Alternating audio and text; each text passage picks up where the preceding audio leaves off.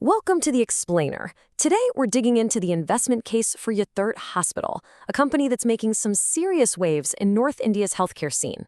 Let's get right to it. All right, let's jump right in with a number you just can't ignore, 46%. What is that? Well, that's the massive year-over-year revenue growth Yatharth Hospital just reported for its latest quarter. Yeah, 46%. That's some serious speed. So that crazy growth number, that's really the heart of the whole story here. What we're talking about is a regional hospital chain that's basically on an aggressive shopping spree, buying up and building out its presence all across North India. But you know how it goes. With that kind of ambition, you've got huge potential on one side and some pretty big risks on the other. So how are they actually making this happen? Let's peel back the layers and look at the financials that are fueling this whole thing. Okay, so take a look at these Q3 numbers. It's not just one thing, it's impressive growth pretty much everywhere you look. Revenue, like we said, is up a whopping 46%. But then you look at EBITDA, which is a great way to see how profitable their core operations are, and that's up 35%.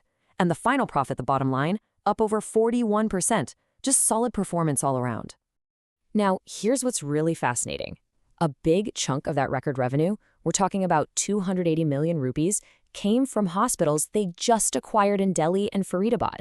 So it's not just talk. Their expansion strategy is already paying off and hitting the top line. To really get what's going on with their profitability, you gotta know about a key metric called ARPOB. It stands for Average Revenue Per Occupied Bed. It's simple, really. It tells you how much money they make from each hospital bed every single day.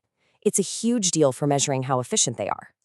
And this chart, this really shows you how they're doing it. Their revenue per bed shot up by 10% in just a year. Think about that. It's not just about having more people in beds. They're getting smarter, focusing on the high-end stuff, complex things like cardiology and neurosurgery. That's where the real money is, and it's driving their profitability way up. So let's zoom out and look at the big picture. This growth isn't happening by accident. It's all part of a very deliberate, very aggressive expansion plan. This map is basically their battle plan. You can see they're laser-focused on dominating the super-crowded, high-demand healthcare market around Delhi and other major cities. They're going right where the patients are. And man, are they moving fast. Just look at this timeline. In just a couple of years, they've snapped up hospitals left and right, adding thousands of new beds to their network. From Jhansi to a huge buying spree in 2024 and then Agra, they're absolutely not wasting any time. And they're just getting started. Their public goal is to almost double their size to nearly 5,000 beds within the next 4 years. That is some serious ambition. And the best part? They've got a strong balance sheet with the cash to actually make it happen. Okay, so this all leads to the big question for any investor, right? With all this growth and all these plans, is the stock actually a good deal right now? I love this quote from an analyst report because it just nails the central debate perfectly. It basically says, well, it depends on when you're looking. And here's the bottom line on that. If you're looking at the near term, you could argue the stock is fully priced. The market's already baked in all the recent good news. But if you look ahead to, say, 2027, once these new hospitals have had a full year to really get humming and contribute to the profits, that's when the picture starts to look a whole lot more attractive. Of course, it's not all smooth sailing. Every investment has its risks, so we have to ask, what could actually go wrong and throw a wrench in these plans? Well, here are the top 3 things to watch out for. First is pure execution risk. Can they actually manage all this growth without stumbling? If they're slow to get these new hospitals up to speed, it's gonna hurt. Second, a pretty big chunk of their business, about 37%, comes from government health programs.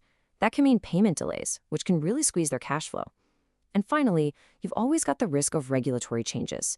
If the government decides to cap prices on procedures, well, that could hit their profits directly.